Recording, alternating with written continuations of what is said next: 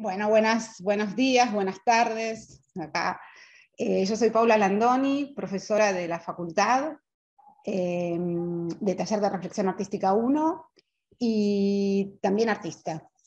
Bueno, y en esta charla les voy a compartir, bienvenidos a todos, todas, les voy a compartir un poco intereses míos, digamos, que tienen que ver con una práctica que hago, que es la del dibujo, y son un poco una introducción, digamos, a mis propias investigaciones, ¿sí? Les comparto, les voy a compartir la pantalla porque yo siempre tengo como soporte las imágenes, ¿no? Y más si, bueno, vamos a trabajar vamos a mostrar dibujos, ¿no? Bueno, un poco la pensé en relación a, bueno, se llama Estrategias y estilos de dibujo en el arte moderno y contemporáneo. Un poco la pensé en relación al público, digamos, a ustedes, como estudiantes de diseño, y veo que en la UP hay muchos chicos, chicas que siguen la carrera de ilustración. Así que un poco la pensé como una charla que les dé algunas herramientas en cuanto a los materiales y los procedimientos que se están viendo en el arte contemporáneo, ¿no? Y que se están también y que vienen del arte moderno, ¿no? Entonces, básicamente, una de las cosas que me gustó, digamos, arrancar cuando empecé a prepararla, era en algo que siempre escuché cuando ingresaba como estudiante en algún taller, y que hoy, cuando doy clases también encuentro planteada la pregunta, que es que permanentemente está esa pregunta del qué hago, ¿no? Cuando uno se pone a dibujar. El qué hago, el qué dibujo, ¿no? O sea, aunque se tengan las técnicas, los procedimientos, se conozca, digamos, se tenga el virtuosismo, se encuentran con ese muro, ¿no? Con ese, ¿cuál es el pretexto para dibujar? ¿Cuál es el motivo para practicar el dibujo? Entonces, bueno, cada uno tendrá sus motivos, pero algo que me pareció muy interesante para compartir era una leyenda, arranco con una leyenda, que habla sobre el origen en realidad sobre el origen del dibujo, sobre el origen de la imagen, digamos, sobre el origen de la pintura, y el origen del dibujo, que ese es uno de los cuadernos de un señor antiguo, de allá de la antigüedad, que escribe en Historia Natural, uno de sus libros de Historia Natural, Plinio el Viejo se llama, una leyenda que relata el origen del dibujo como un momento, es una leyenda, ¿no? Pero es muy interesante, un momento en que Cora, esta mujer, acá les puse la pintura, porque luego esta leyenda fue muy retratada en las pinturas, y se llama la pintura La invención del arte de dibujo, de un señor, de un artista del siglo XVIII. Y trata sobre una chica, una joven, corintia, de la Grecia antigua, que está enamorada de otro joven, que se va a ir a la guerra, y en el momento de despedirse, una noche, ahí ven la luz de la vela, a la luz de la vela perfila el perfil del amado, digamos, del novio, en la pared. Digamos, dibuja el perfil, el retrato en perfil, la sombra, digamos, que se proyecta sobre la pared. Digamos, dibuja y luego el padre, que era un artesano, un escultor, va a agarrar ese perfil y lo va a usar como molde para hacer una escultura. Lo que rescato de esto es dos cosas. Bueno, básicamente es dos cosas, ¿no? El dibujo como ese instrumento o herramienta de conservación, de memoria, digamos, de querer guardar o de conservar algo que uno quiere y de poder tenerlo, no tenían fotografía, ¿no? En ese momento, pero entonces está el dibujo como esa herramienta que sirve para conservar, para guardar la memoria. Y por otro lado, el registro o la representación y el registro de algo que se ama, digamos, de alguien que se ama, o de alguna cosa amada, digamos, ¿no? Dejar huella, dejar memoria, dejar la imagen de alguien que posiblemente iba a perder, ¿no? Porque el novio se iba a la guerra, ¿no? Posiblemente no lo iba a ver nunca más. Después leí sobre leí en un texto que retoma esta leyenda de Rousseau, de un escritor romántico que va a hacer en un ensayo sobre el origen de la lengua, y va a volver a reflotar esta leyenda, y va a decir que el amor fue el inventor del dibujo, a partir de este relato antiguo, ¿no? Y ahí habla sobre lo que es el dibujo, ¿no? Pero me gustó esto, del origen del dibujo como registro de algo que se ama, ¿no? ¿Qué hago? Bueno, diría, ¿qué hizo esta mujer? Bueno, registró, dibujó aquello que le gustaba, digamos, amaba, deseaba, ¿sí? Entonces me gustó eso como el origen del dibujo, como el amor como el origen del dibujo, ¿no? Hay una película en Netflix que está basada en una novela de Jane Austen, para las chicas esto les va a gustar mucho, que es Sensatez y Sentimientos, en donde aparece muy claro esta leyenda, muy explícita esta cita, esta leyenda, en donde también la protagonista, una de las protagonistas, que es la que representa el amor romántico, la chica que representa el amor romántico, va a retratar a su novio, o al novio, que era también, que posiblemente, si ven la película no las quiero spoilear, pero bueno, es un amor muy romántico, en el cual, bueno, pasan muchas cosas, representa el sentimiento, digamos, porque está la sensatez y sentimiento, se llama la película. Una de las hermanas representa la sensatez y ella representa el sentimiento, lo romántico, el amor romántico. Entonces, esa noche, antes de que él parta, es un momento en que él se va a ir, ella también dibuja la silueta, la sombra de su rostro. En una no sé si ustedes logran, sí, acá está, es interesante porque muestra también la película, uno de los instrumentos que se usaba en esa época, siglo XVIII, XVII, apareció una máquina de dibujar, que era una máquina de dibujar siluetas, que se ponía el modelo, acá una mujer, y el artista, o el que sea, dibujaba el perfil, el dibujo del rostro, ¿no? Y dibujaba siluetas. Está muy buena esa película porque ahí está muy claro el origen, el dibujar para conservar a alguien que se está por ir y que se ama, ¿no? Como un recuerdo. Esto está en Netflix, esta película, basada en un libro de Jane Austen, una novela. Otra de las cosas, bueno, primero voy a hacer todo este preámbulo, ¿no? Para empezar a mostrar dibujos. Bueno, uno de los dos textos en donde me basé esta charla, en la que me basé esta charla, son dos textos que son muy interesantes, que están compilados por un dibujante y teórico, historiador del arte, que es Gómez Molinas, un español, y que sacó muchos libros sobre el dibujo. Hay uno que se llama Los nombres del dibujo, una gran colección, creo que son 6 tomos, sobre el dibujo, y yo me basé en 2 tomos, que son las lecciones de dibujo y las estrategias del dibujo en el arte contemporáneo.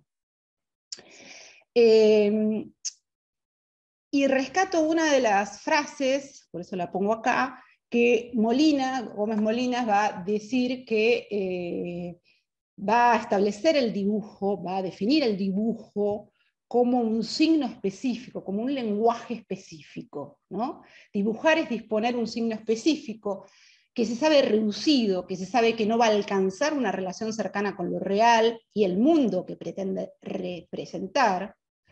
El dibujo ya es abstracto, aún en su forma más hiperrealista, en cuanto que parte de la distancia con el mundo, porque ese mundo está mediado por la línea desde la cual, ¿no? Desde la línea se representa, ¿no? Esta idea de dibujo como un signo, como un lenguaje, como casi un pensamiento específico, ¿no? Más allá de que algunos dibujos ilustren algo, ya acá está entendido el dibujo como un lenguaje específico como la matemática, la música, otras prácticas, ¿sí? Eso me interesó resaltarlo como lenguaje, como signo, digamos que lo vimos ya al principio, en el origen del dibujo, ¿no? En donde ya aparece como un signo sustituto de algo que ya no va a estar, ¿no? Y otras dos cosas que punteé y que voy a desarrollar es el dibujo entendido como proceso y el dibujo entendido como proyecto en el arte contemporáneo y en el arte moderno. No es que se contrapongan estas dos actitudes frente al arte o al dibujo, sino que conviven, pero a veces algunos artistas van a trabajar más desde entender el dibujo como un proceso, el resultado de un proceso, y otros artistas van a trabajar más o van a poner más énfasis en un dibujo en donde ya está la idea, ya está el proyecto, y se dibuja eso, ¿no? Se ejecuta esa idea. Otro lado, como hablo del arte contemporáneo, quiero resaltar algo que es muy, muy de esta época, y que estamos muy en este momento de circulación plena de imágenes, se circula sin copyright muchísimas imágenes en el medio de Internet, es acerca de lo contemporáneo. ¿Qué es lo contemporáneo? Si bien no nos vamos a detener en qué es lo contemporáneo, en periodizaciones, digamos, qué es lo moderno, qué es lo contemporáneo, sí quería rescatar una cita de un filósofo que es Danto, que habla en Después del fin del arte, un texto que tiene una introducción en donde va a decir que, en su opinión, dice, lo contemporáneo no designa un periodo histórico, sino lo que pasa después de un determinado periodo y relato legitimador del arte. Y menos aún define un estilo, lo contemporáneo, un estilo artístico, sino, dice él, esto lo subrayo, un modo de utilizar estilos. O sea, de ahí a la estética de la apropiación, que luego se va a derivar en una estética, en un ismo, digamos, en un apropiacionismo, que es esto que ustedes están acostumbrados a ver de tomar dibujos o imágenes que circulan en internet o en los libros y reutilizarlas, resignificarlas, ¿no? Que no es plagio, es apropiación y resignificación, ¿no? Y ahí lo que hoy se está hablando de las estéticas de la postproducción, ¿no? Que bueno, no me voy a detener, pero que tienen que ver con nuestro mundo contemporáneo, ¿sí? Acá hay un gesto de apropiación de nada más y nada menos que de Picasso. Pongo a Picasso porque creo que todo el mundo lo conoce, que él dice: los malos artistas copian, los buenos artistas roban. En realidad citan, en realidad se apropian. La de la izquierda, a mi izquierda, es una obra de Ingres. Ingres fue un gran dibujante de la historia del arte, un epítome, un ejemplo mayúsculo del dibujo, que es apropiado por Picasso para reversionar y hacer su propia pintura, ¿no? Acá está el gesto de apropiación, perdón, ay, no, dejé de compartir. Acá. Estoy buscando una herramienta para mostrarles, pero no sé si verán mi cursor. Estoy mostrando la mano de este señor de perfil y esta mujer con abanico de perfil de Picasso, en donde replica o cita esa imagen, donde importa esa referencia. Es muy importante la referencia en Picasso, que fue un gran buscador de estilos, ¿no? Como en su búsqueda de estilos, que él hablaba yo no busco, sino que encuentro, va apropiándose de imágenes que tiene a su disposición, de la historia del arte, digamos, ¿sí? En donde para reelaborar y para redefinir su dibujo, su estilo, su pintura, toma prestado o toma una cita, ¿sí? Otro gran, el creador del gesto de la apropiación, que es Marcel Duchamp, que es otro artista de la vanguardia, como fue Picasso, la vanguardia de los primeros años del siglo XX, que es Duchamp, que es el creador del ready-made, no sé si ustedes lo habrán leído, visto, que es ese gesto de tomar, a partir del cual cualquier cosa puede ser arte, no es arte, sino que puede ser arte. No solamente la pintura, la escultura, el grabado, son medios legítimos para hacer arte, sino otros elementos. Entonces él trabaja con esto del objeto ready-made o de la imaginería ready-made, que es la imagen que ya está hecha, de la cual el artista se apropia y arma su propia, digamos, su propia obra, digamos, ¿no? O sea, que ya hay mucho material en circulación, lo que importa es la referencia cultural y no parte Duchamp de ninguna hoja en blanco, ni siquiera del mirar la naturaleza, del escenario natural, sino parte del escenario cultural, lo que le ofrece el mercado cultural, lo que le ofrece la industria cultural, ¿sí? Y entre tantas categorías que inventa Duchamp, aparte del ready-made, en donde hay una apropiación y un uso de las imágenes de parte de los creadores, trabaja también con una idea muy interesante para el dibujo, que es lo infradelgado, o lo ultrafino, va a decir él, que es las mínimas variaciones que se le aplica a una imagen y en ese sentido se resignifica la imagen y la identidad de la imagen. Ven que acá él va a copiar el dibujo de Courbet. Esta no es una imagen de Duchamp, Duchamp no inventa la imagen, sino que se la apropia de un artista de la historia del arte, otro vanguardista del siglo XIX, y le agrega un pajarito, ¿sí? Y la firma de Marcel Duchamp. O sea, nuevamente ese gesto de apropiación y esa importancia de la referencia, ¿no? En donde ya en el arte contemporáneo se va a hablar más que de influencias, se va a hablar de genealogías, de que un artista es aquel que es capaz de trazar sus propias genealogías, su propia mapa de referencias. ¿Sí? O sea, para Duchamp va a ser importante tener como referente un Courbet, que fue un artista de vanguardia, ¿sí? Un artista precursor, un artista que fue un artista revolucionario en su momento, ¿sí? Como fue Duchamp en su momento. Así que importa a quién pertenece, con quién está dialogando el artista, ¿no? Y ustedes, digo, como diseñadores, también importa qué mapa genealógico van a trazar ustedes, ¿no? Con qué campo, con quiénes del campo del diseño, del campo de la ilustración, van a dialogar, van a citar, van a referirse.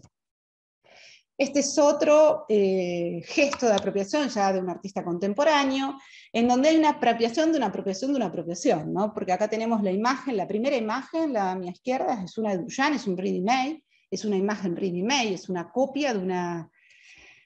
Duchamp trabaja con la copia, trabaja con una postal que compra en un museo, de la Mona Lisa de Leonardo da Vinci, otra vez la referencia de un artista también revolucionario en su época, Leonardo da Vinci, de un gran artista, hacia la cual profana la copia porque le pone unos bigotes, la masculiniza a la mujer, a la Mona Lisa, y le pone un epígrafe, Le Coq, que significa una mala palabra, ¿sí? Un acto de profanación. O sea, hay una referencia, si bien hay una referencia a la cual quiere pertenecer Duchamp, también hay un querer cortar con esa referencia para poder cortar con esa tradición para innovar, digamos. Acá un artista, Max Gómez Canle, que es un artista argentino, que vuelve a apropiarse también, vuelve a ese gesto de Duchamp, este gesto de Duchamp es de 1916, este artista lo hace en el 2000, ahora en el 2000, qué sé yo, 14, 15 será esta obra, a la que vuelve a intervenir, agarra directamente así la muestra, un libro de historia del arte, una imagen ready-made, hecha en serie, mecanizada, una imagen hecha por la reproducción mecánica, ¿no? De un libro viejo de la historia del arte, y la vuelve a intervenir con tinta y le hace barba, ¿no? Le hace sí, pelos. El apropiacionismo va a decir tanto, esta especie de estilo, va a decir los artistas, el apropiacionismo en la década de los 80, que se empieza a trabajar, se empieza a hablar de este estilo en la época de los 80, los artistas tienen a disposición toda la herencia de la historia del arte, incluso la historia de la vanguardia, como verán acá. esta es una obra de vanguardia, la de Duchamp. La principal contribución artística de esta década, de los 80, de los 90, del apropiacionismo, fue la aparición de la imagen apropiada, o sea, el apropiarse de imágenes con significado e identidad establecidos y otorgarle nueva significación e identidad. Esto es lo que dice Danto, que es un rasgo característico de la contemporaneidad, ¿sí? Entonces, bueno, vemos esos gestos que son irrepetibles sobre copias o sobre imágenes repetibles, producidas al por mayor, ¿no? La copia y la originalidad. Acá, bueno, nuevamente estos, ¿no?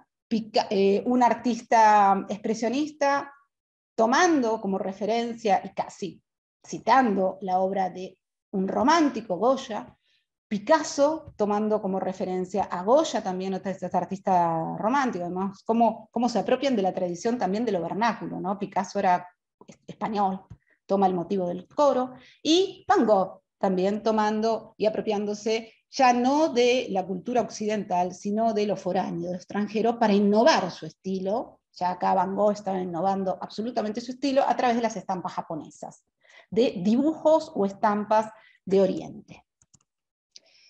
Esto me pareció interesante, esto es un dibujo de un artista moderno, ¿no? 1950, es un dibujo de 1950, que está hecho casi de un collage, es casi un dibujo collage, ¿no? En el sentido de que toma de toda la historia del arte para construir, es un dibujo hecho de muchos dibujos, para construir el dibujo. A los costados ven algunas de las referencias que tomé, bueno, acá en la parte, ay, no sé si puedo poner, quiero saber a ver si tengo instrumentos para mostrarles. Chat, new, share, no, esto no. Bueno, no encuentro, bueno, no me voy a detener, pero bueno, acá, al costado del dibujo, al costado izquierdo, en el borde izquierdo, en el lado izquierdo, tenemos la referencia a Rafael, el incendio del Borgo, los caballos de Da Vinci y de Uccello, de toda la tradición del Renacimiento. Acá estas mujeres, estas diosas, que son referencias de los cuerpos voluptuosos de Rubens, y acá el artista con su caballete, referencia otra vez a Courbet, ¿no? Todo un dibujo hecho de pedazos de la historia del arte, ¿no? De tomando como cita las referencias de ese bazar del que habla Danto, que tiene el artista, ¿no? A su disposición. Ya dentro del campo expandido, dentro de lo que se va a hablar del campo expandido del arte, en donde el dibujo empieza a tener un carácter más conceptual, y ya es todo dibujo, la estrategia y esta operación de apropiación es marcadamente conceptual, empieza a ser marcadamente conceptual. Este es un dibujo que hace un artista, Rauschenberg, del que va directamente a pedirle a un artista de su generación que le regale un dibujo, que le dé un dibujo, hace como un trueque, que le dé un dibujo de un artista de Koonin. Acá está el epígrafe, se los volví a replicar acá, les volví a replicar el epígrafe, porque acá no se ve. Se llama Borrado de Koonin, de un dibujo de Koonin, Robert Rauschenberg, de 1963. 50 o 63, no sé. Debe ser 63. En donde directamente toma, ni siquiera cita, sino toma el dibujo, lo borra, Koonin le da un dibujo, lo borra, se pasa días borrando, porque era muy difícil borrar el dibujo, quedaron las marcas, por supuesto, como ven acá, un dibujo borrado, y pone en el epígrafe acá, en el cartelito, el nombre, el título del dibujo y de quién es el autor, que es Robert Rauschenberg. O sea, acá importa la cita, directamente la referencia que es explícita, esto es un dibujo conceptual, ¿no? Importa la idea e importa el gesto, ¿sí? No solamente de gesto de apropiación, sino el gesto de borradura. Para entender estas obras hay que entender un poco la historia del arte, ¿no? Acá Rauschenberg está tratando de romper con una tradición que es la que encarna de Koonin, un artista que formaba era parte del expresionismo, del expresionismo abstracto, y Rauschenberg ya está entrando en una fase más conceptual de su obra, ¿sí? Entonces la cita como reconocimiento, pero también está la borradura de una tradición para poder innovar y superar esa tradición, ¿no? Esto es un dibujo conceptual, ¿no?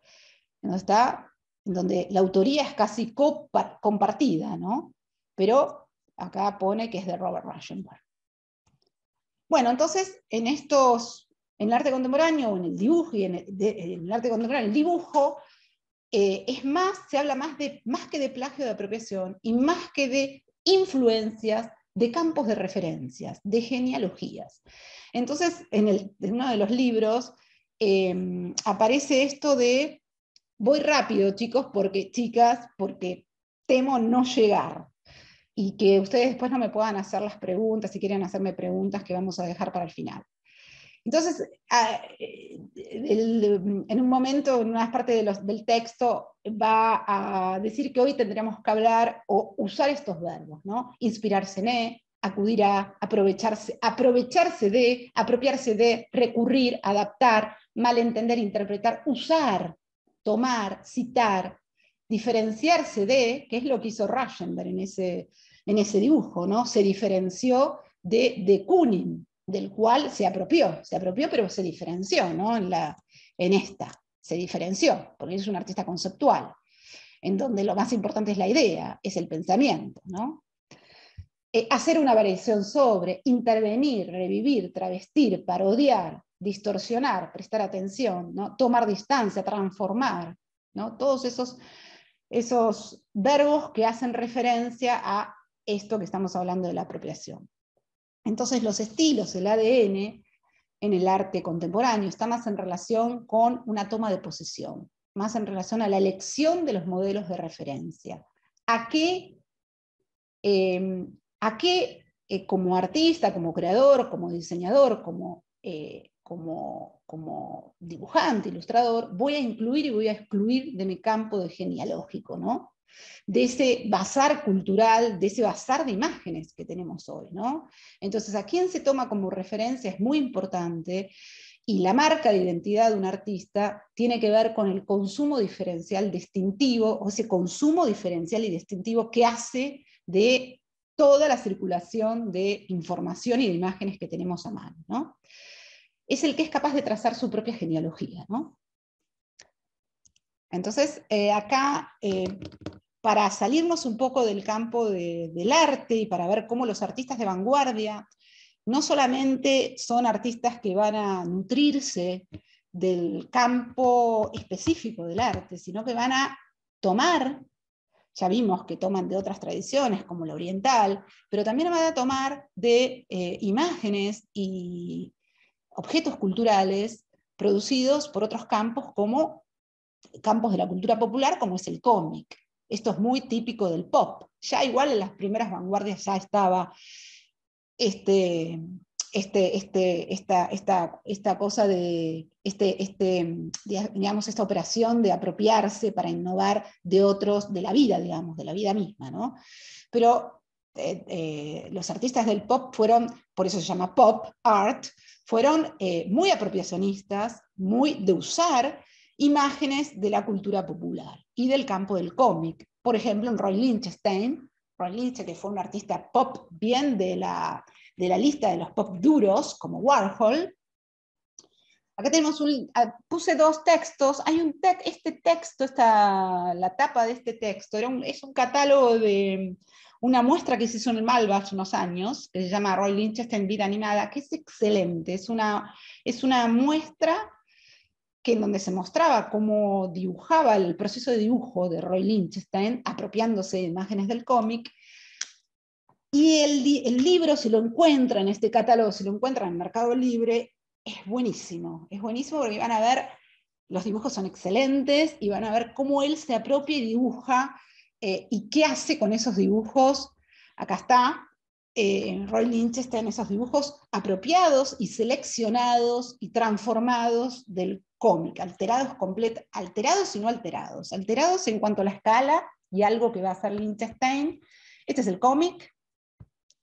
Esta es la viñeta que seleccionó del cómic. Este es el dibujo, el Wham famoso de Lichtenstein. Los temas de Lichtenstein son bastante universales, ¿no? El amor, la muerte, la guerra. Y acá está la pintura de Lichtenstein, ¿sí? A ver si... Y algo que quería destacar de este pasaje de la apropiación, de la selección, de ese consumo distintivo que hace Lichtenstein. Elijo una viñeta, la paso a dibujo, las dibujaba, las agrandaba, los dibujos son grandes, porque ampliaba las viñetas. Eso es una de las grandes alteraciones, de las alteraciones que hace del cómic Lichtenstein, y lo que va a mostrar, y esto es importante, como muchos de los pop que fueron muy obsesivos por la trama, va a mostrar la trama gráfica, va a mostrar en la pintura, cuando agranda, no en el dibujo, ¿no? A veces los dibujos también dibujan la trama gráfica, pero va a mostrar la trama de puntos de la reproducción mecánica. Digamos, cuando se toma una viñeta de un cómic, se ven los puntos con los cuales está hecho ese dibujo, ¿no? El color. La vez pasada un chico me explicó bien cómo fue el asunto, que ya no lo recuerdo más, la cuestión técnica. Lo que sí es que al ampliarse se abre la trama y se ven los puntos, cómo está fabricada la imagen, digamos, ¿sí? Y Lichtenstein acá vemos otras imágenes, acá están los dibujos y acá están las pinturas de Lichtenstein. Estos son tomados literalmente de imágenes, de viñetas del pop, del cómic, y él va a reproducir los puntos en pintura, ¿sí? En la pintura. ¿Por qué lo marco? Porque ahí hay un aspecto conceptual en el pop. Hay un aspecto metafórico, digamos, un plus de significación, en el cual acá Lichtenstein va a mostrar de alguna forma la pantalla, digamos, a través de la cual vemos la realidad. O sea, vemos la realidad a través de imágenes. Vemos la realidad a través, dice Lichtenstein, ¿no? Muestra aquello que es invisible a los ojos, ¿no? Nosotros no vemos, o sea, nosotros no vemos la pantalla a través de la cual vemos. Muchas veces, ¿no? Confundimos la realidad, confundimos la imagen con la realidad. Acá está poniendo muy en evidencia, haciendo muy visible, que vemos la realidad a través de imágenes. No solamente a través de imágenes, sino a través de copias, a través de reproducciones mecánicas, a través de pantallas, ¿sí? Hace visible lo invisible, en ese sentido. En ese sentido tiene una marca muy conceptual, ¿no? Esto de mostrar que la imagen es algo fabricado, que estamos viendo algo que no es la realidad, sino es una fabricación, es una construcción, y muestra cómo está construida la imagen, ¿sí? Esos puntos, esa trama de puntos de la retícula. Eso es una marca bien conceptual de Lichtenstein y de muchos artistas pop, ¿sí? Acá hay otras, también trabaja mucho con las onomatopeyas del lenguaje, como un artista también pop, que también introdujo el lenguaje como parte de la imagen, el discurso, que después vamos a ver en muchos dibujos contemporáneos, donde el lenguaje, la palabra, es dibujo, ¿sí? La onomatopeya. Este es el libro este que yo les recomendé, abierto. Ven como los dibujos, y ya dibujos abstractos, ¿no? Toma pequeños fragmentos del cómic y los vuelve, al ser un fragmento, los vuelve abstractos, ¿no? Los vuelve casi como un dibujo, una mancha. Y el One, ¿no? Famoso. Raymond Pettibon es otro artista más cercano a nosotros, nace en el 60, es un artista contemporáneo, y también va a continuar el legado, esta senda, esta estela, este legado pop apropiacionista, pero Raymond Pettibon se llama, este legado del pop en el cual se apropia, casi se podría decir que los dibujos de Ray Pettibon son viñetas, y va a trabajar con este uso y apropiación del cómic, pero va a ser mucho más explícito políticamente, o sea, va a ser mucho más, no sé si más crítico, pero va a ser un crítico, le va a dar un mensaje, lo va a intervenir con un mensaje más crítico, más político al cómic, ¿sí? O sea, va a ser un uso de una apropiación intervenida con textos, especialmente con textos, que van a ser textos muy críticos al sistema, ¿sí? Al racismo, a todo tipo de discriminación, a la guerra, y va a intervenir el cómic no solamente con estos textos críticos, hechos de sus propias lecturas que vienen de otros lados, va a cruzar todos los campos, ¿no? El campo literario, el campo del cómic, el campo de las artes, el campo de la pintura, sino también va a incorporar su autobiografía, ¿sí? Todo su mundo de su infancia, el tema de lo que él leía, lo que él miraba, los dibujos animados que él miraba, las revistas que leía, los deportes típicos de su sociedad. Es un artista norteamericano, ¿sí? Que vive en California. Entonces, bueno, acá muestro algunos de sus dibujos permanentemente intervenidos con el texto, esto de lo que les decía, un texto, ya digo, que subvierte completamente la imagen, ¿sí?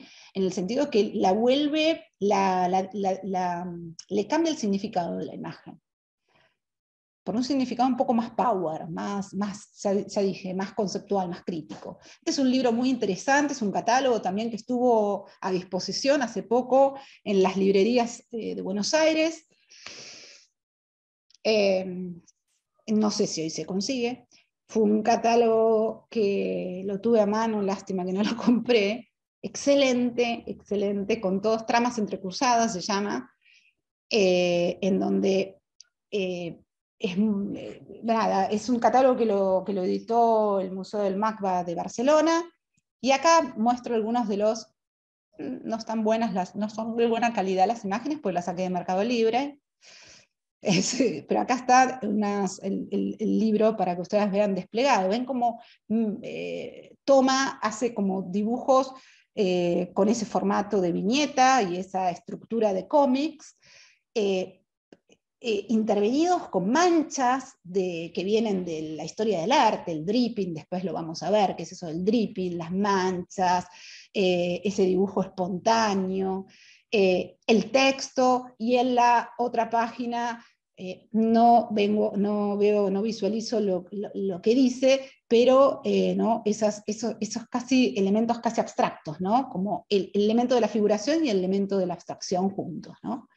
Está muy bueno el texto porque está muy bien editado aparte. Bueno, estos son algunos de sus dibujos también intervenidos, con todas imágenes sacadas del cómic, en las cuales, por supuesto, las reelabora con un estilo mucho más pictórico, en donde aparece la mancha, ya digo, los gestos espontáneos, el drip, acá, esto de tirar manchas con el pincel, perdón, y bueno, y interviniendo también el cómic, porque acá está una superhéroe femenina desnuda, digamos, ¿no? Este es otro texto. Algo que quería mostrar acá, que también esto es muy interesante, una apropiación que viene también del pop y del cómic, porque si bien la imagen es el hongo de Hiroshima, de la bomba de Hiroshima, que está casi, si uno no conoce la referencia, casi puede ser una mancha abstracta, ¿no? Acá como cruza todas las referencias culturales, la bomba, la guerra, la bomba de Hiroshima, el hongo de Hiroshima, la referencia al pop, por esta cuestión de la repetición de la imagen al infinito, con variaciones. Esto tiene mucho que ver con Warhol, que va a repetir, no sé si recuerdan, la lata de Sopa Campbell una y mil veces, Marilyn Monroe una y mil veces. Y esta repetición seriada, ¿no? Y casi literal, en el sentido de que el orden ya es un orden impersonal, una cosa detrás de otra, ¿no? una cosa que hace referencia al cómic, pero también hace referencia a la historia del arte y hace referencia al pop. Y la intervención con textos que seguramente son irónicos y bien críticos también, ¿no? Entonces, todos estos recursos que usa el artista contemporáneo Pettibon, en donde cruza todos, es súper interdisciplinario, cruza todos los campos disciplinarios. Y se apropia de todos los campos disciplinarios para hacer un uso personal. Esta es una imagen que me encanta porque tiene que ver con obras mías, pero ven acá está, la pongo porque esta la tenía, y se ve bien, y dice, Alice, vení. Por un momento ella dudó, se paró por la mirada, por su mirada en su cara, algo como medio tétrico, ¿no? Medio siniestro, ¿no? Que es tomado, también es un dibujo tomado, aislado, descontextualizado del cómic y resignificado por los textos, primero por el aislamiento, ¿no? Y esa sombra, y por el texto que le pone, que le agrega Ray Pettibon, que lo transforma en un dibujo mucho más entre irónico, porque está ese come, vení, con un emoticón, ¿no? De todo, ven todas las referencias, el internet, el emoticón. Bueno, luego de este pasaje por la apropiación, el apropiacionismo, que es un rasgo distintivo del arte contemporáneo, vamos a ver dos tipos de dibujos, o vamos a ver cómo son o qué operaciones son típicas de los dibujos entendidos como procesos, en donde se pone mucha énfasis en el proceso creativo, ¿no? El proceso en el cual el dibujo es resultado de un proceso, ¿no? Es el resultado de toda una elaboración. Y el dibujo como proyecto, en donde se pone más énfasis en la idea, en donde muchas veces ya se tiene la idea y lo que se hace es dibujar ese proyecto, esa idea, y en donde muchas veces se delega la ejecución del dibujo. ¿Sí? Son dos actitudes que no son enfrentadas. Acá dice que son enfrentadas, yo acá puse una cita del texto del cual leí, pero en realidad tienen que ver con, muchos artistas trabajan con las dos posiciones, digamos, ¿sí? Con un dibujo, o mezclan, ¿no? Cruzan, un dibujo que es proyecto, pero al mismo tiempo tiene un proceso, ¿sí? Y en donde también es importante, porque en el dibujo del proceso es muy importante la mano, ¿no? El tema de que, que el artista haga el dibujo, ¿no? Que esté presente en ese dibujo ese toque personal que es la mano del artista, que siempre se ha mitificado y que se ha mitificado en el mercado del arte, ¿no? Porque, bueno, no es lo mismo que esté hecho por Picasso que esté hecho por un artista, alguien anónimo, ¿no? Por supuesto, dentro de los valores, para los valores, digamos, del mercado. Bueno, entonces, dentro de los dibujos como... ahora vamos a los dibujos, pero dentro del dibujo como proceso, es muy importante el valor, que les dije, de huella del dibujo. Que tiene que ver, que lo llaman el valor grafológico del dibujo. La grafología es una ciencia, algunos la llaman la pseudociencia, una técnica que estudia los caracteres, los rasgos psicológicos de una persona a partir de la caligrafía, ¿no? A partir de la escritura. Bueno, lo mismo con el dibujo, ¿no? El trazo, la línea, sería el índice de la identidad del artista, ¿no? Eso que hace del autor, digamos, eso que hace, que revela ese carácter único, original del dibujo, y el carácter subjetivo, ¿no? Del dibujo, de la línea, ¿no? Que pertenece a tal artista, ese toque personal.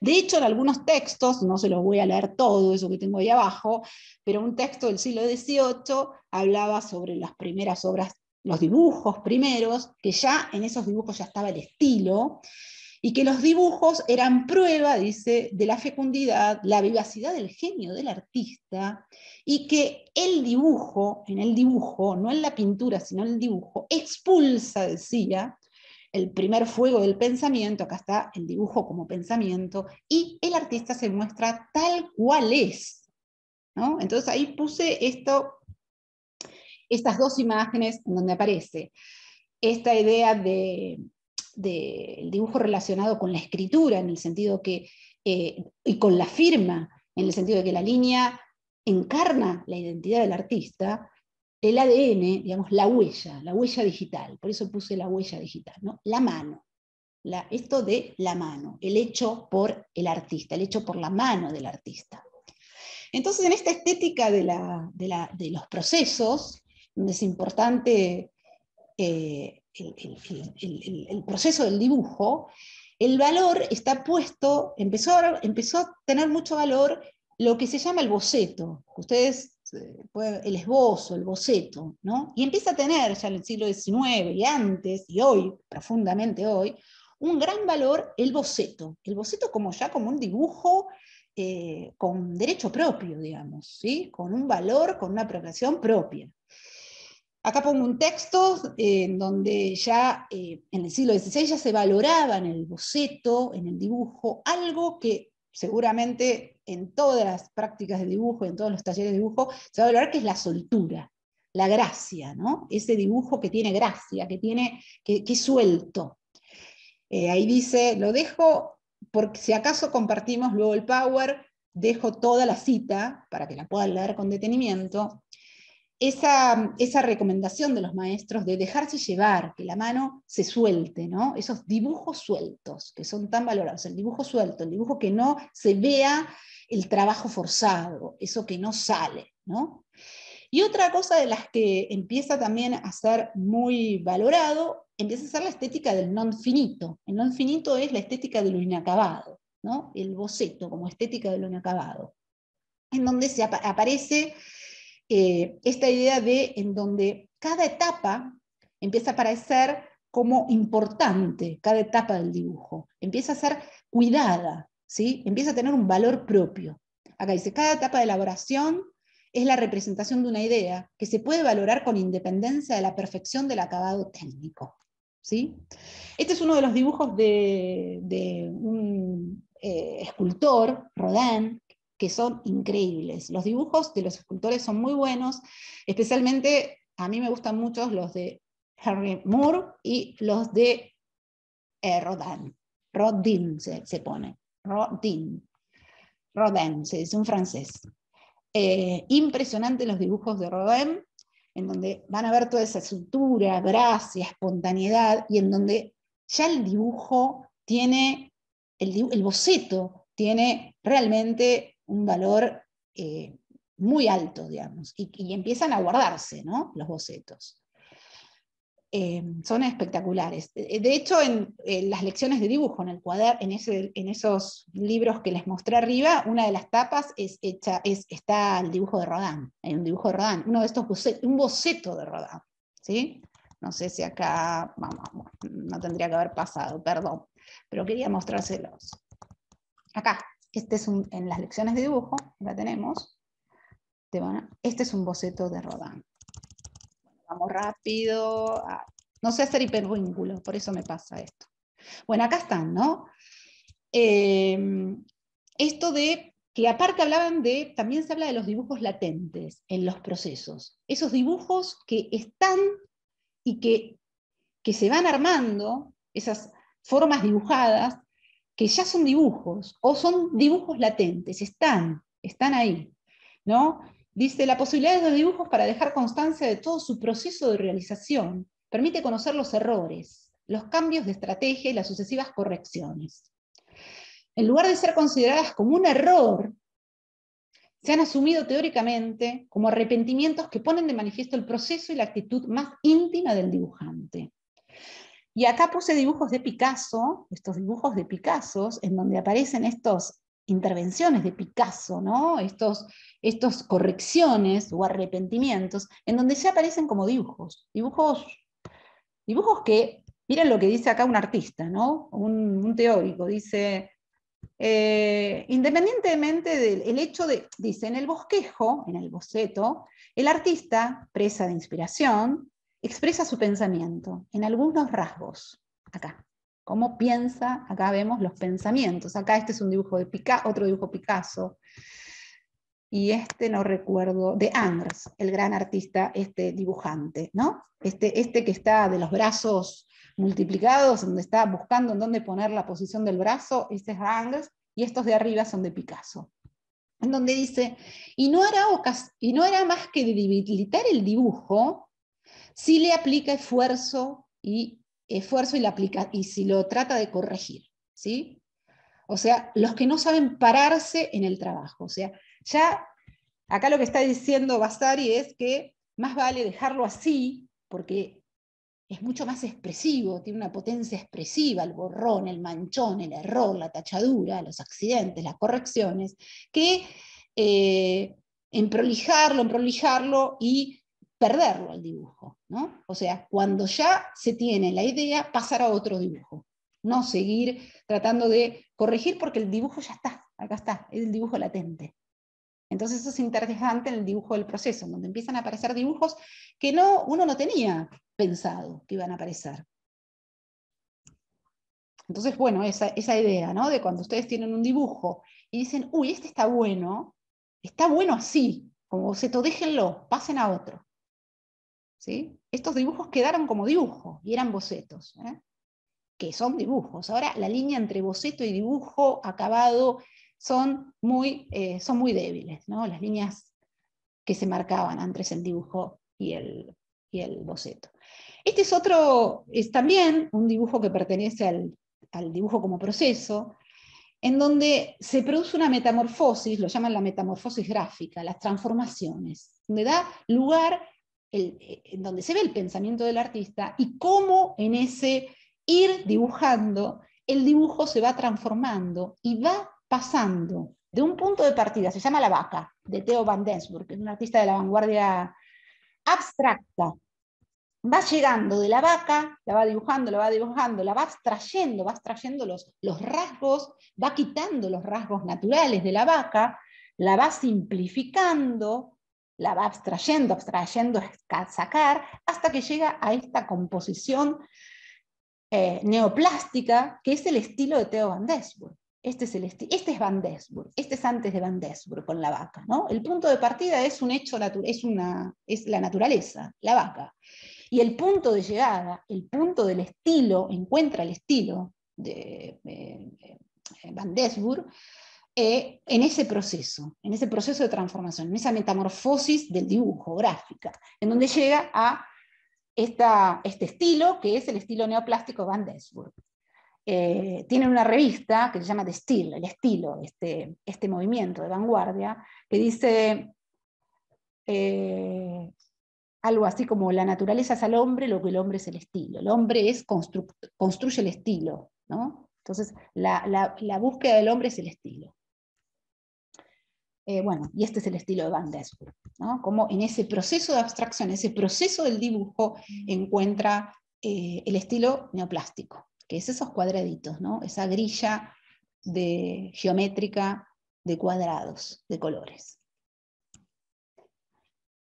Dentro de estos dibujos como procesos, unas vanguardias que van a trabajar mucho para crear más que objetos o dibujos acabados, son las vanguardias dadaístas o surrealistas, que van a ser grandes inventoras de procedimientos justamente para crear procesos más que resultados, ¿sí?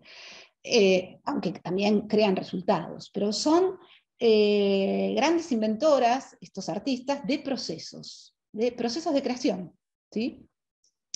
Y que sí van a trabajar van a cruzar las fronteras del campo del arte y van a trabajar con metodologías, van a apropiarse, para usar otra vez el término contemporáneo, van a apropiarse de metodologías de las ciencias duras como la medicina.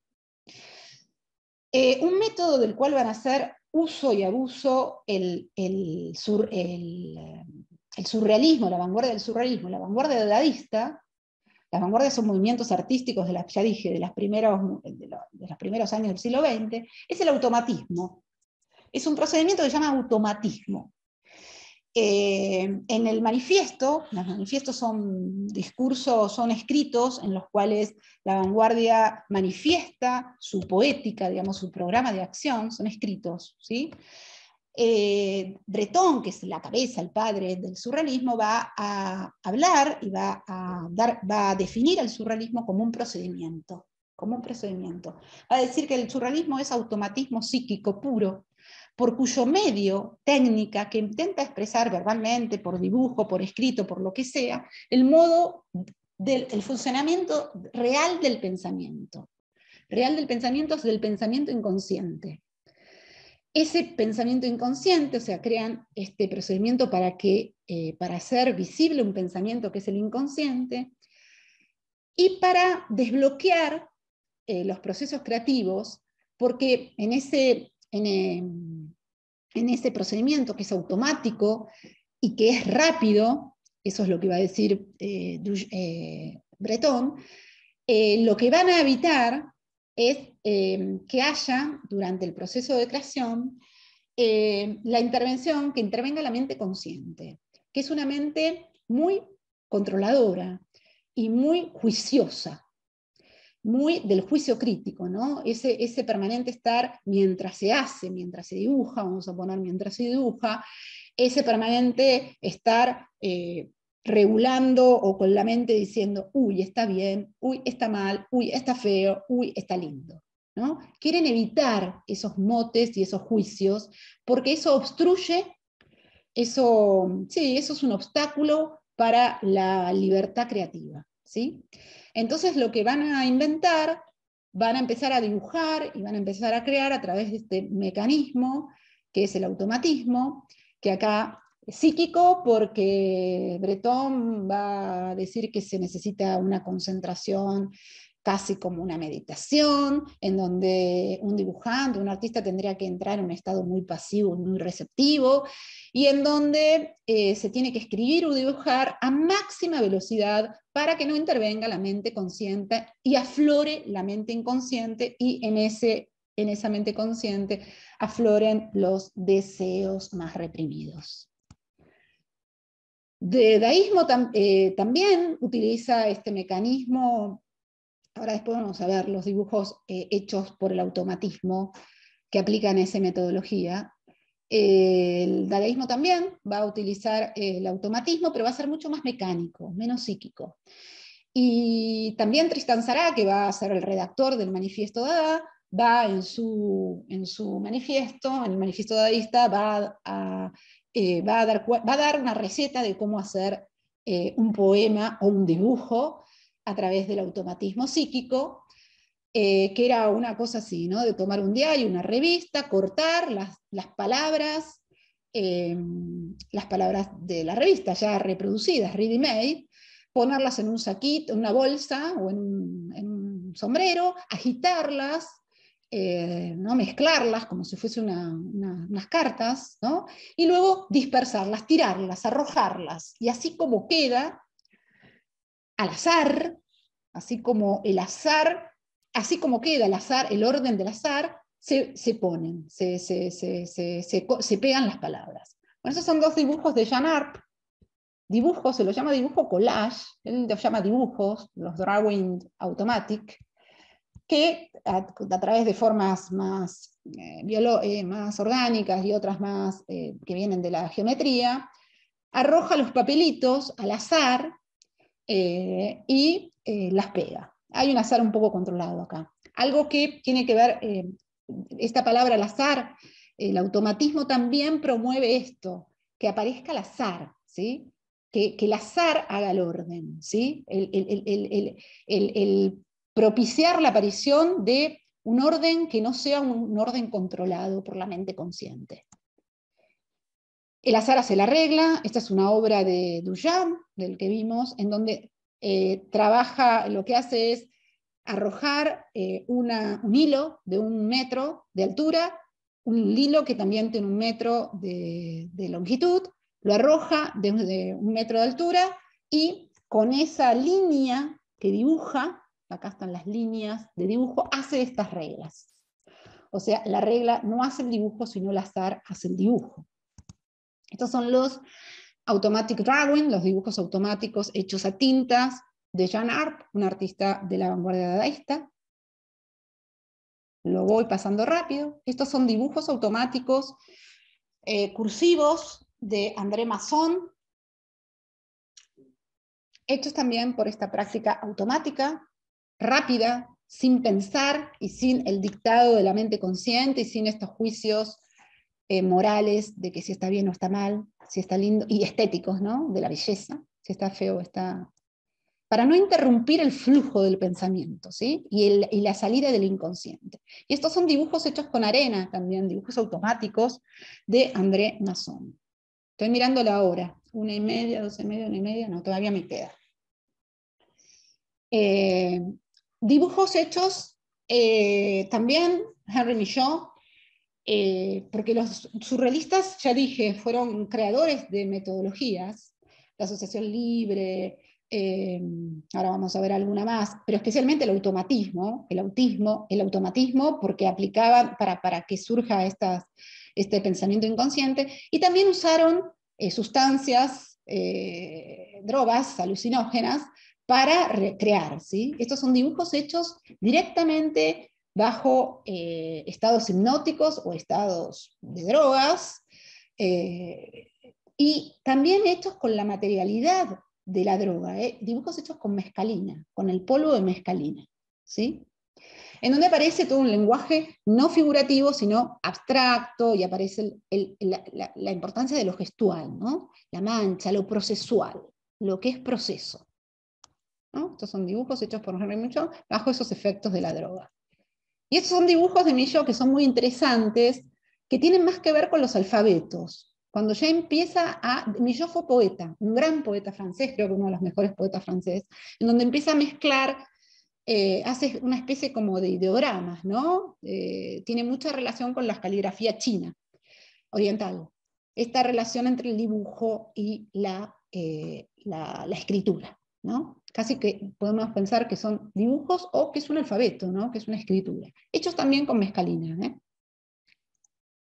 Otra de las técnicas o metodologías automáticas es la del cadáver exquisito, que quizás ya lo conocen, dibujos colectivos, hechos así, en grupo, en equipo, se reunían y iban pasando a grabar una hoja y dibujaban así automáticamente a máxima velocidad, justamente para no pensar y no bloquear los procesos creativos, y se la pasaba a su compañero, el dibujo se pasaba a su compañero, pero tapado, ¿no? Se doblaba la hoja, el compañero volvía, hacía, o la compañera, continuaba el dibujo sin verlo, ciegamente, mecánicamente, volvía a pasárselo a su compañero, y así hasta que resultaba un dibujo, y bueno, creo que después lo retocaban, ¿no?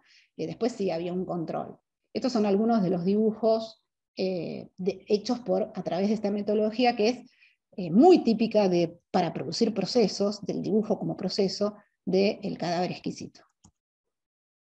John Cage, también más cercano, ya más un artista, un compositor, un músico, que cruzó también los campos, músico, compositor, escritor, dibujante, artista. También trabaja con dibujos procesuales, en donde las metodologías son aleatorias, en donde trabaja mucho con la tecnología del azar, y de hecho hace estos dibujos que están hechos basados en, que tiene como referencia Ranjis. Ranji es un templo en Kioto, y estos son dibujos que hacen referencia al jardín, a las piedras de los jardines de este templo oriental, y utiliza para hacer estos dibujos con operaciones aleatorias, un libro que es el I Ching, que es un libro oracular, ¿no? De la suerte. Estos son dibujos que estuvieron expuestos en una muestra hace poco en el Museo de Arte Moderno acá en Buenos Aires, que se llamó El Círculo Camina Tranquilo, que era una muestra toda de dibujos. Y estuvo Cage, estuvieron los dibujos de Cage ya está muerto, con los dibujos de estas piedras de los jardines del templo Ranji, en donde quería mostrarlos estos porque no solamente están hechos con tinta, sino también están hechos con azúcar, escupitajo, azúcar, sí, azúcar dije, sobre papel ahumado. O sea, y saliva. Esta ya integración de la vida, ¿no? Que es muy importante en Cage y es muy importante en la vanguardia. Ese tomar, que en el dibujo también empieza a impregnarse de la vida, del orgánico, ¿no? Acá hay algo orgánico, porque es la saliva que después va haciendo como modificaciones en el dibujo, ¿no? Escupitajos también. También dibujos hechos también con el I Ching, otra vez. Pero yo se los quería mostrar porque acá usa todo tipo de líneas, y va trabajando con líneas hechas a reglas y líneas hechas a mano, ¿no? Y el uso del I Ching y el tema son todas series con mínimas variaciones que tienen que ver con la música minimalista, en la cual también él integró y el arte minimalista, que es esas mínimas variaciones, eso que habíamos visto de lo ultra delgado de Duchamp, que tiene que ver con algo conceptual, de un dibujo y las múltiples variaciones de ese dibujo, casi mínimas variaciones, ¿no? Como la música minimalista, que es un sonido tras otro, igual, pero y las diferentes variaciones de ese sonido, ¿no? Porque este dibujo no es el mismo que este. Otra técnica también que tiene que ver con, sí, que pertenece a estas técnicas automáticas y aleatorias, es la técnica del frottage, que fue muy usada en el surrealismo, y fue usada por un artista que es Max Ernst, que construye un libro con todos dibujos hechos. Estos son dibujos hechos con la técnica del frottage. El frottage es una técnica casi que es un calcado.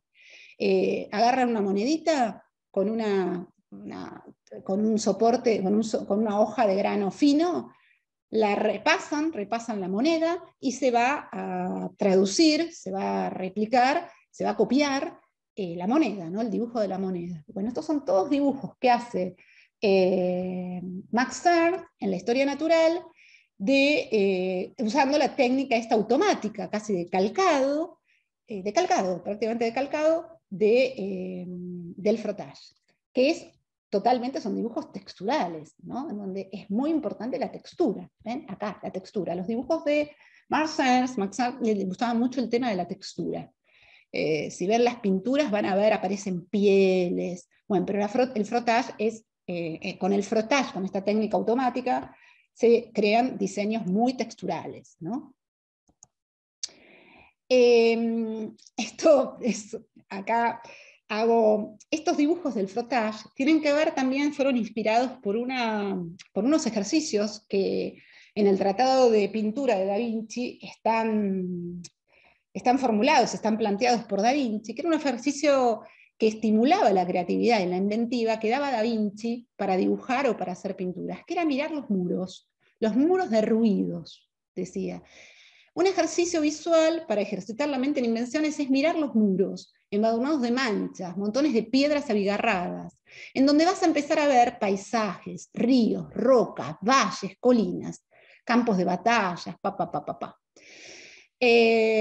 no desdeñes mi consejo de considerar a veces las manchas de los muros, las cenizas del hogar, las nubes y el barro, para descubrir invenciones y nuevos hallazgos. Y acá esto lo saqué, yo no sé si sigo, pero me encanta esta decoradora de interiores, que es Abigail Aen. Me gustan las texturas, lo textural, hablando de texturas y el dibujo, en donde en el Instagram ella va a ir por las calles y va a mostrar una fuente de inspiración, que son estos muros derruidos para sus decoraciones de interiores. Podría ser una inspiración, y fue inspiración, para los dibujos de muchos dibujos y de muchas pinturas de los artistas modernos y de la vanguardia. No voy a mostrar acá las pinturas, pero hay un montón, mucho de la estética informal. Si ven el arte informal, van a ver cómo están hechos casi de texturas, ¿no? Y acá hay dibujos en donde se pone mucho el acento el valor expresivo de la textura del soporte, ¿no? Del soporte de la hoja, ¿no? La hoja desgarrada, quemada, ahumada, en donde no se parte, no es la hoja limpia, sino es la hoja intervenida con huellas, ¿no? La huella acá del café que me tomé, de acá está, de las huellas del, ¿cómo se llama? Del vaso. Cage, estos son dibujos de Cage, de este compositor de vanguardia, que trabajó mucho con el silencio, con el caos, con el orden, y que también hizo unos dibujos muy lindos que no los encontré, que son unos dibujos que él dibujaba directamente también, aleatoriamente, e introduciendo la vida cotidiana, que eran los dibujos que hacían las pavas, esas pavas bien pesadas, orientales, cuando tomaba el té, ¿no? Las aureolas que dejaba. ¿Ven? Este soporte que no es virgen, sino que ya interviene el dibujo en un soporte que ya está usado, ¿no? Entonces también estos dibujos en soportes que ya tienen una vida, ¿no? Estos dibujos, el soporte no es virgen. Acá quería hablar sobre esto. Y las variaciones, ¿no? Esta es otra vez una variación de un dibujo que es casi el mismo, ¿no? Las mínimas variaciones de un dibujo que es casi el mismo, pero no es el mismo.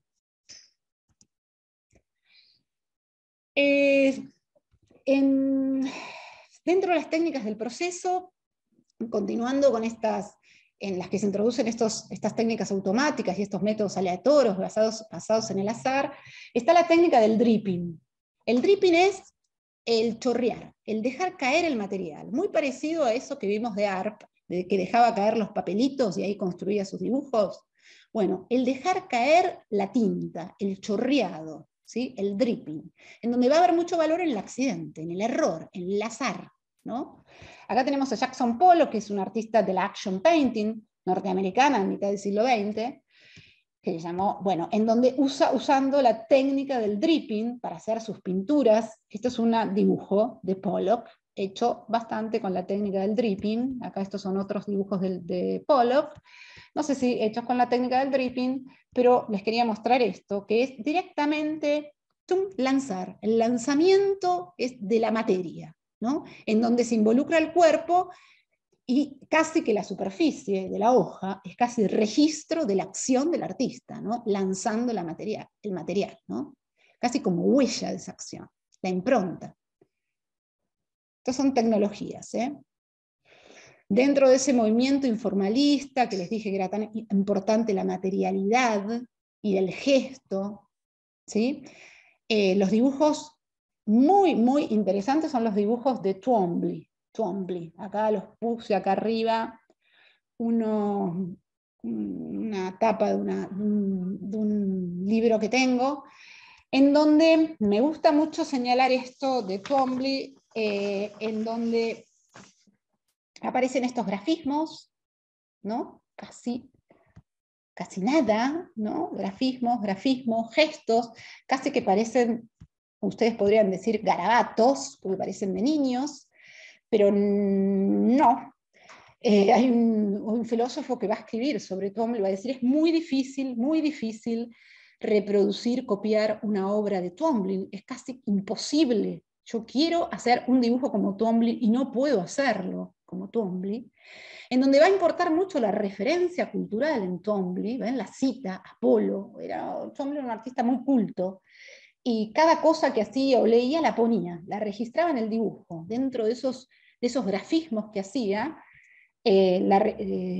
registraba la referencia, ¿no? O sea, lo importante no era tanto el contenido, sino esa referencia, esas lecturas que hacía él, ¿no?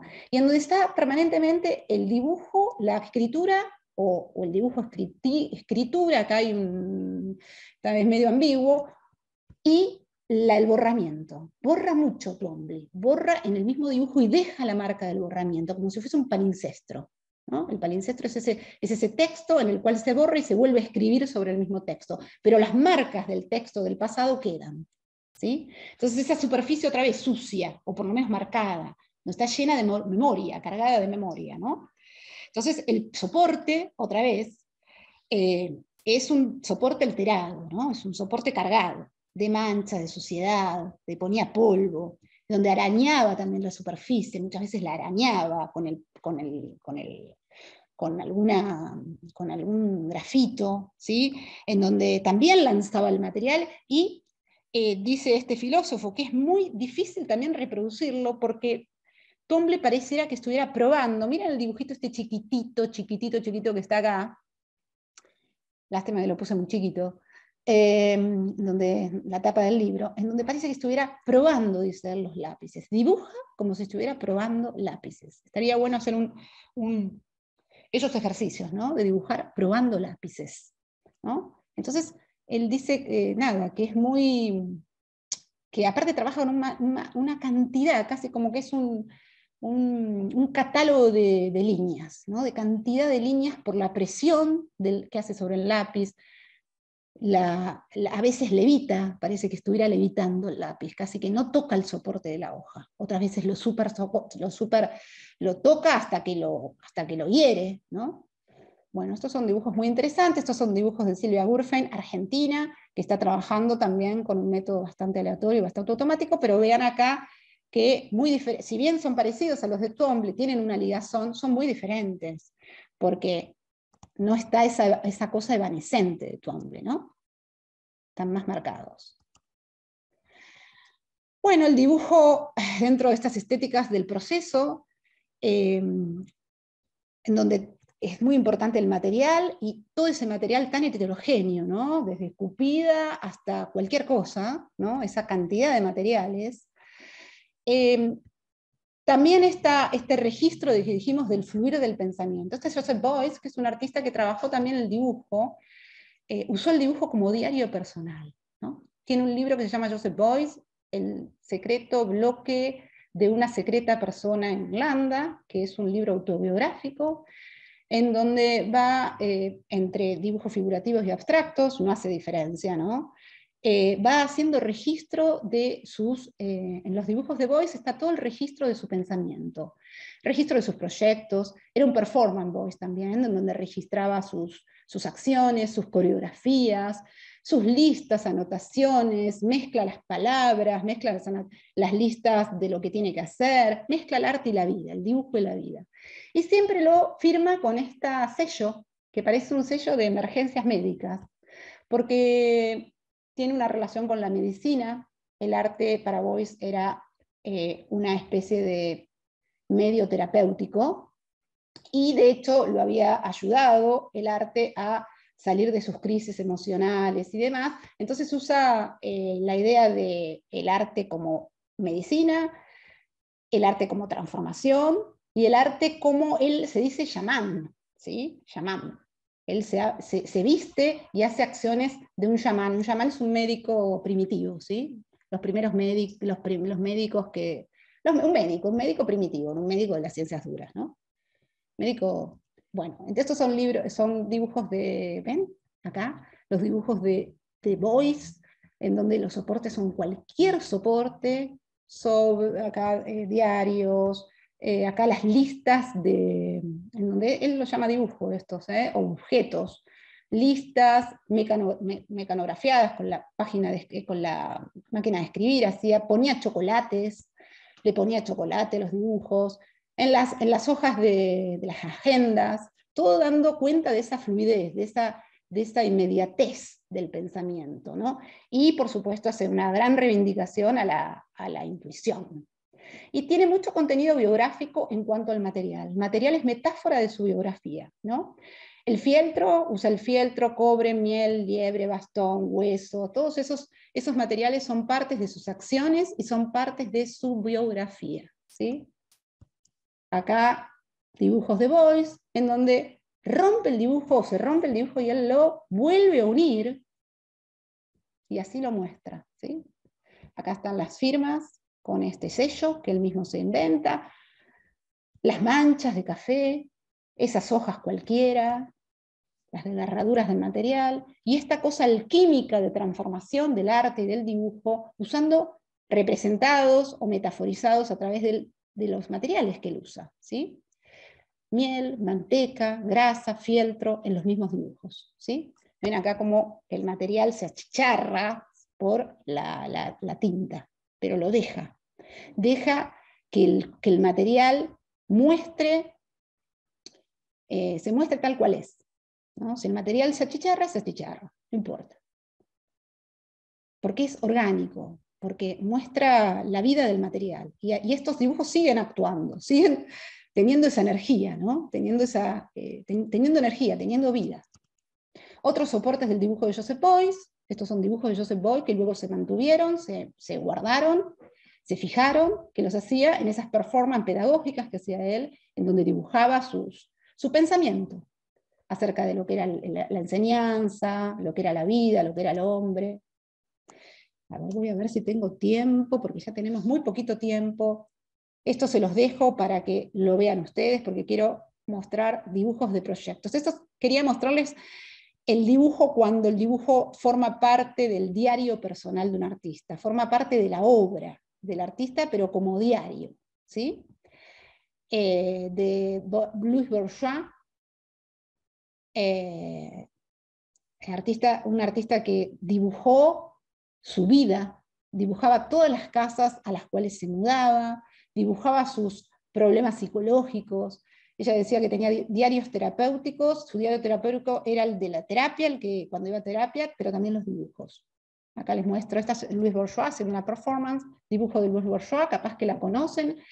Estuvo con una obra monumental, ella hace poco en el PROA, con la obra La Araña, una araña gigante, acá hay un dibujo de la araña, ella como araña, y estos dibujos de los instrumentos que ella usaba, porque era también bordadora, trabajó mucho con el bordado y demás, las tijeras.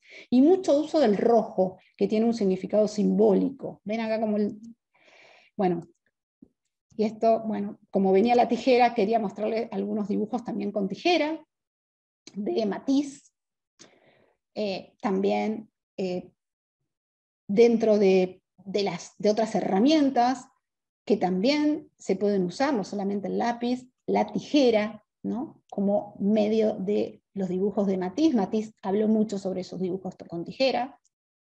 Acá están algunos de los murales hechos por Matisse, dibujos con tijeras. Y estos son los dibujos hechos con siluetas de Kara Walker, que son dibujos monumentales. Kara Walker, se los pongo porque si bien no voy a poder, ya veo la hora, casi son las 2 de la tarde, no puedo adentrarme, quiero que lo tengan, quizás en otro momento pueda profundizar un poco más sobre estos artistas, ¿sí?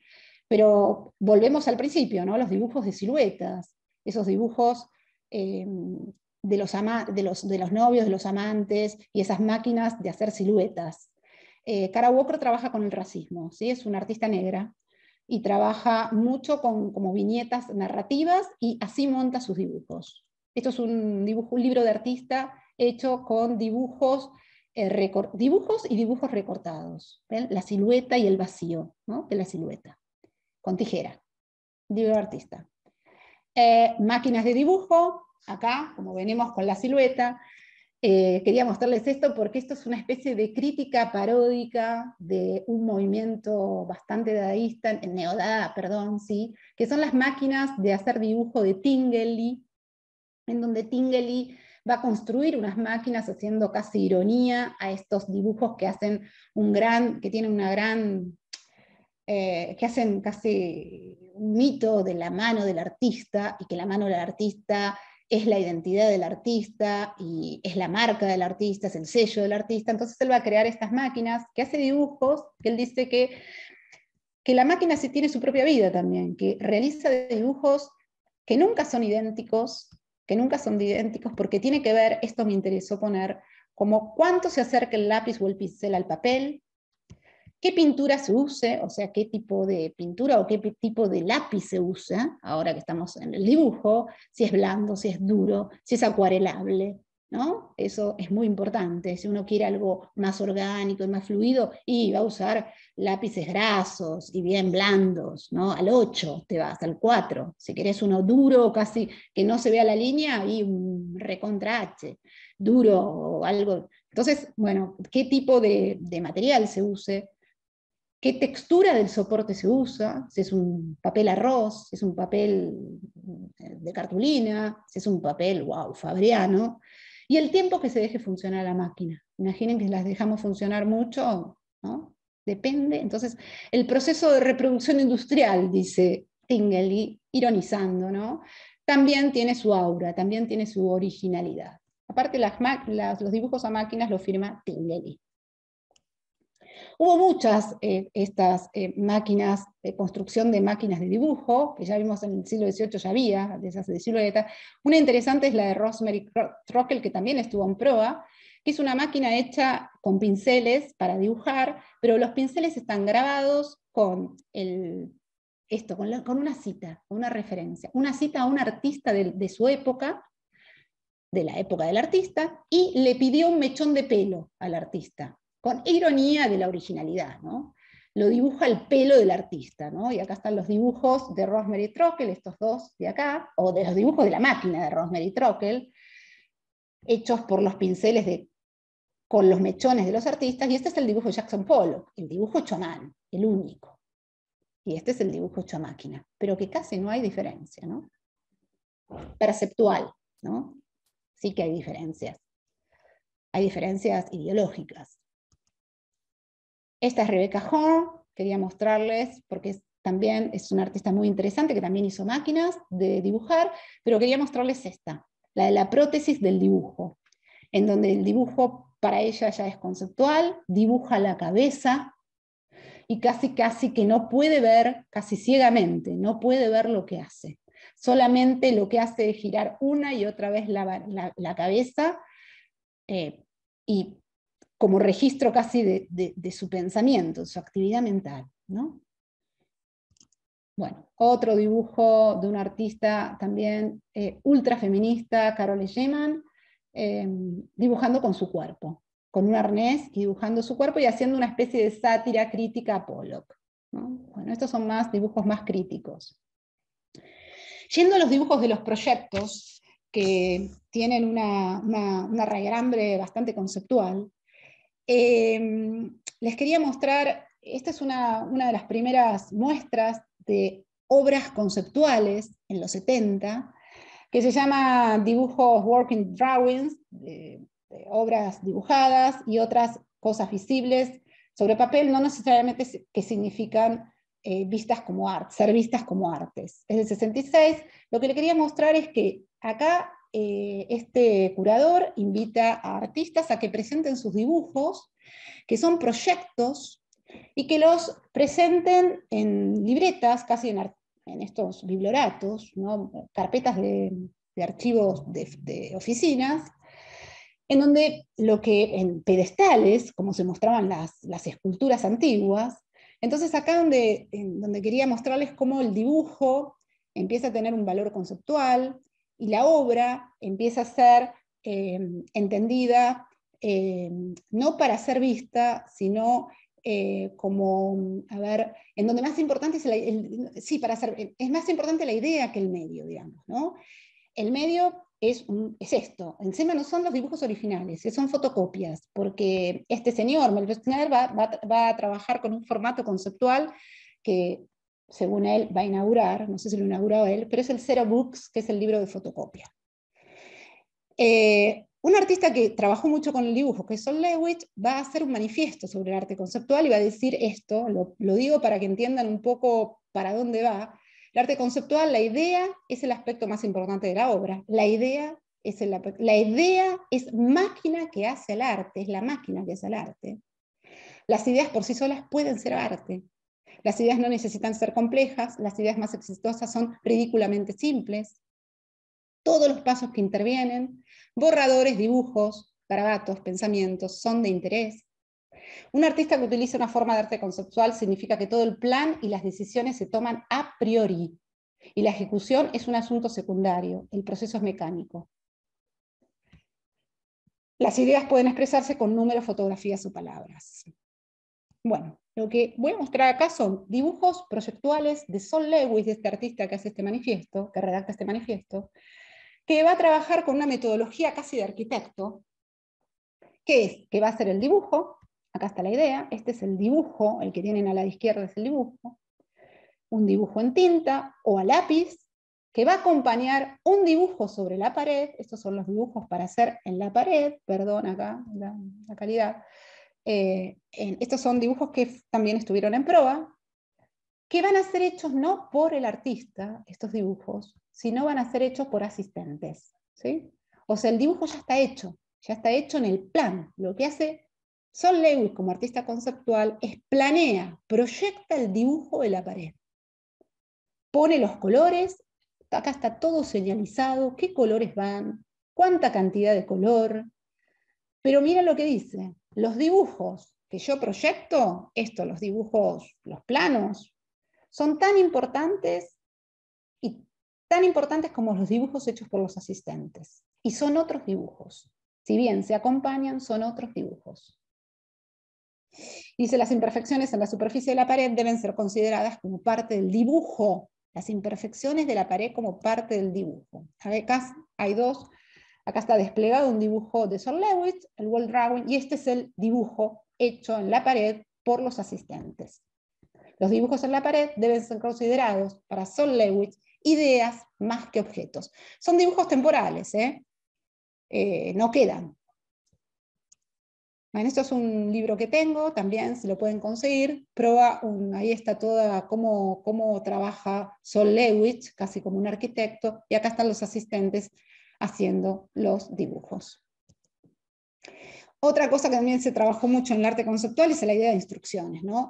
Dar recetas y que se las doy a un asistente y hace el dibujo. Este es sobre una pared lisa, un dibujante dibuja 500 líneas amarillas, grises, 500 rojas, 500 grises, 500 azules, dentro de un área de 1 metro cuadrado. Todas las líneas deben ser rectas y medir entre 10 y 20 centímetros. Hace como recetas de dibujo, ¿no? Estos son muy interesantes. Una obra que ahora está expuesta es de Ernesto Ballesteros, en el Marcos de la Boca. Se llama Un dibujo, y que fueron realizados por 20 artistas. El dibujo es ideado por Ernesto Ballesteros, pero el trabajo lo hace con equipo. Quería mostrar estos dibujos de un artista Carl André, de sus obras. Ven que proyecta el dibujo, ven cómo el dibujo es esto, y esta es la obra. El dibujo, y esta es la obra de piso. Esto es una obra de piso, una escultura de piso, y este es el dibujo en papel cuadriculado, ya un plano, ¿sí? Ya un plano. Dibujo como proyecto. Esto no lo voy a mostrar porque no llego. Acá están todos los dibujos como proyecto de artistas minimalistas, postminimalistas conceptuales, la importancia de la escritura. Y bueno, invito a ver esta obra, que es de Cristo y Jean-Claude, en la Fundación Proa, que se inauguró el fin de semana, en donde van a ver esto. También un artista conceptual, conceptual postminimalista, que empieza a envolver, hace trabajos de envoltorios, envuelve todo, empieza envolviendo un gesto muy mínimo, ahí está, ¿no? Una idea muy sencilla, que es la de envolver cajas, botellas y latas, y luego eso quizás se pierde, pero lo que no se pierde es el dibujo. Él dibujaba cada uno de los empaquetamientos que realizaba, para luego dárselos y que queden como un archivo, ¿sí? Para que se pueda volver a hacer la obra. Pero vean ya cómo es el dibujo, ¿no? Es un dibujo que luego se va a hacer mucho más arquitectónico. Esto es uno de los envoltorios ambientales que hace Cristo, el Parlamento de París. Ya el dibujo ya es un documento, ya es una planta, ¿no? Esto es un dibujo de él, un proyecto para Berlín, para el envoltorio de Berlín, es un dibujo técnico, ¿sí? Bueno, acá les dejo esta cita, miren la monumentalidad, y claro, lo que hace él es, para que pueda convencer a los sponsors para hacer estos trabajos que son tan costosos, y para que se los puedan bancar, financiar, digamos, hace estos dibujos que son casi literales, o sea, no son expresivos, son casi un dibujo técnico, ¿sí? Son para poder construir ese objeto, ¿sí? Acá hay otro que es el del Arco de Triunfo, en donde hace fotomontajes, dibujos, esto es un dibujo acá, los autos, fotomontaje, La planta toma, directamente una planta de un mapa de París. Acá están. Este es el paquete del proyecto del Arco de Triunfo en 1966, 62, y ahora parece que en el 21 se volvió, se realizó o no se realizó, no sé, pero parece que se realizó, lo tendría que googlear. Digamos, este dibujo lo hizo Cristo en el 60, y el proyecto recién se realizó en el 21. ¿Ven lo importante que es el dibujo en un artista conceptual como Cristo? ¿Sí? Pero un dibujo ya mucho más técnico, pero ya el dibujo como obra. Y de hecho, Cristo, para financiar sus trabajos, aparte de tener sponsor y demás, lo que él hace es vender sus dibujos, ¿sí? Vende sus dibujos, y aparte los usa para comunicar sus ideas y para convencer qué sé yo, a los miembros de los museos o el Estado para hacer estas obras, ¿no? Bueno. También quería mostrarles dibujos de arquitectos, como Frank Gehry y Zaha Hadid, que no voy a tener tiempo, pero si los conocen, van a ver que, miren esto, este es el Museo de Bilbao de Frank Gehry, y estos son los dibujos de Frank Gehry. ¿Cómo traducir ese dibujo luego a lo que va a ser la arquitectura? Bueno, esto está muy bien explicado en una obra, en un documental de Frank Gehry que se llama Sketch, ¿no? Cómo del boceto ya se empieza a pensar en el arte en el conceptual y en la arquitectura como estudios, ¿no? O como más que bocetos, como sketch, ¿no? Como anotaciones, ¿no? Son excelentes los dibujos de estos dos artistas, que son Zaha Hadid y Frank Gehry, que son arquitectos con una arquitectura muy complicada. Como el dibujo, también tienen dibujos más literales, más técnicos, pero también empiezan dibujando así, espontáneamente. Estas son carpetas, dibujos de Zaha Hadid, y los cuadernos de Zaha Hadid, que son maravillosos, en donde va pensando la arquitectura, su proyecto arquitectónico. Bueno, nada, dibujos de alguien que me encanta, que es Frank Lombardi, en donde, bien conceptuales, en donde lo importante empieza a ser esto, cómo organizar la información. Ya acá el dibujo es prácticamente mapa conceptual, ¿sí? Mapas conceptuales. Son los archivos de información de Frank Gehry, dibujo como mapa de datos, y dibujo como escritura. Leon Ferrari, Cage, los alfabetos de Millot, los dibujos caligráficos de Ferrari, los dibujos de Dimirta Dermisace, que estuvo también en el Malva hace poco, que se llamó Yo escribo. Ella no entendía estos dibujos como los entendía como escritura.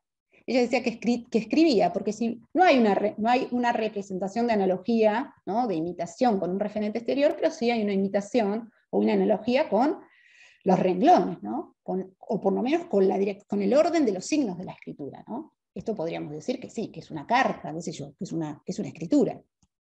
En donde empiezan a aparecer estas ambigüedades, ¿no? Esta mezcla entre escritura y dibujo. Miren estos. Ella los hacía en ediciones aparte, ¿eh? Hacía un dibujo y luego los editaba en serie, y casi con formato de diario, de periódico. Bueno, esos son algunos de los, acá les dejo. Y estos son los dibujos a máquinas de Carl Andrés, artista conceptual. ¿Ven acá? La poesía, el dibujo, empiezan a establecer íntimas casi que no se separan, ¿no? Son dibujo, pintura, dibujo, escritura, dibujo. Esto es un dibujo de Camille Guinot, que se ganó el premio provincial de dibujo hace poquito, en el 2021, con estos dibujos. Googleenlo, Camilo Guinot. Ven que construye un dibujo con letras, con palabras que las saca de las lecturas que hace. Este es un dibujo que me encanta, cuando esté feliz ya no voy a tener tiempo para hacer estas cosas. Está muy bueno, para hacer arte. Cuando esté feliz ya no voy a tener tiempo de hacer nada de esto. Que acá vemos el tema de la misma frase y las variaciones de la frase a través del color. Que tiene referencias de este artista, y él lo dice, de un artista conceptual que es Baldessari. No voy a tener más tiempo, pero quería mostrarles sí o sí a Jorin Voigt. Jorin Voigt es una artista alemana, que parece, bueno, es impresionante las producciones que tiene, que trabaja como punto de partida, como cita para sus dibujos, la música y la filosofía.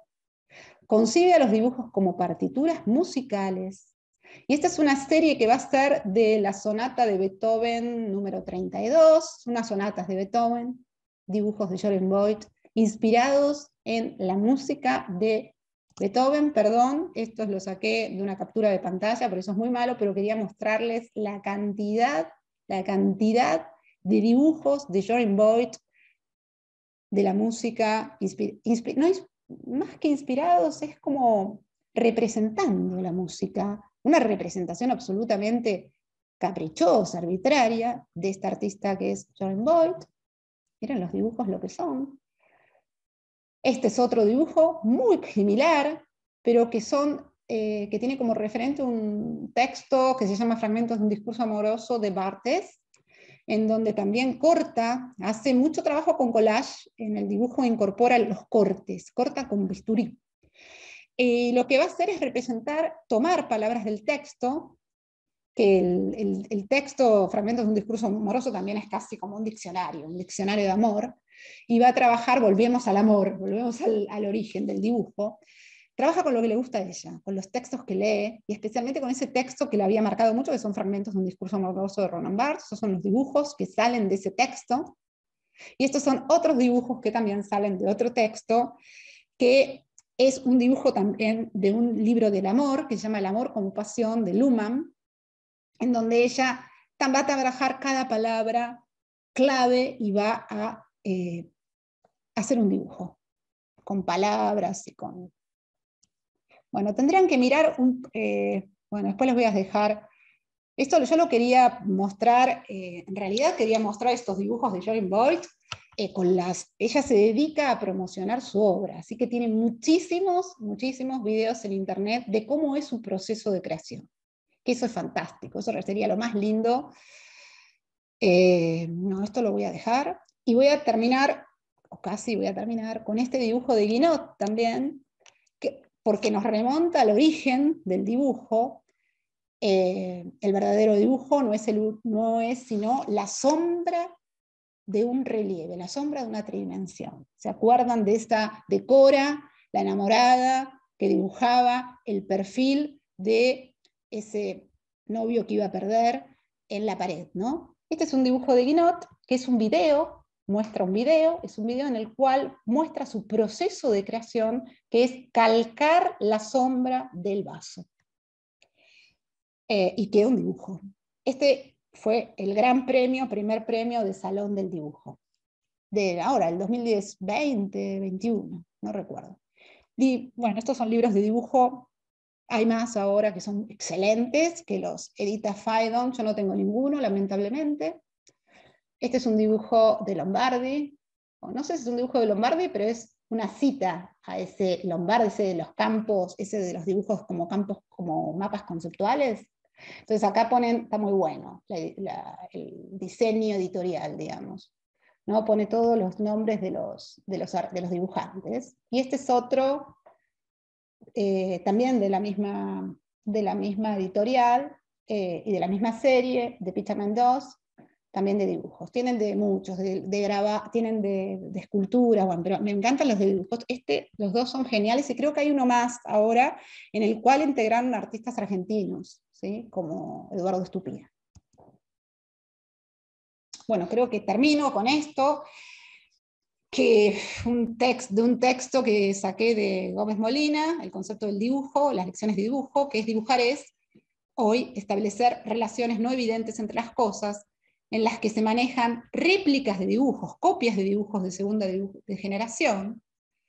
Dibujar hoy obliga a no renunciar a reconstruir lo imaginario desde cualquier estrategia, porque no existen procedimientos privilegiados que aseguren su éxito desde fuera del propio proceso. Picasso, que dice motivos diferentes exigen métodos de expresión diferentes, que esto no significa ni evolución ni progreso, sino una adaptación de la idea y de los medios de expresión, y algo muy genial de Kandinsky, un artista de la vanguardia abstracta, que dice todos los medios son sagrados y son interiormente necesarios, y todos son sacrílegos si no brotan de la necesidad interior. O sea, nuevamente, pensando que no hay procedimientos, ¿no?, jerárquicos, sino hay motivaciones y hay necesidades que son más bien psíquicas, interiores, conceptuales, y que eso hace que un medio sea más proclive que otro, ¿no? No hay un solo medio, hay múltiples medios que, bueno, se tienen que, la forma de contenido tienen que integrarse, ¿no? Bueno, fin, creo que final. Luis, lo di muy rápido porque creo que amerita bueno, de todos los artistas, una mayor profesionalización, pero quería mostrarles un paneo, digamos, una introducción a 3 elementos que me parecieron importantes del arte del dibujo contemporáneo, que es la apropiación, y estos dibujos en donde se atiende más el proceso, y otros dibujos en donde se explicita el proyecto, ¿no?